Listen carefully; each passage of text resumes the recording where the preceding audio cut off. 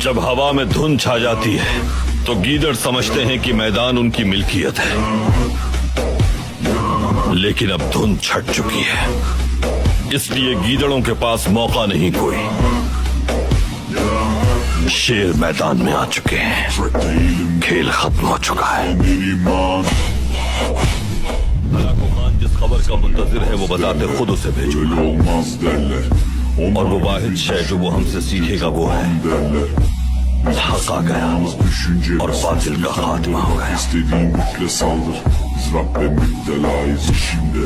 Allah elimde, Allah fikrimde, Allah fikrimde, Allah aklımda, Allah aşkımda, Allah aslımda, Allah kanımda.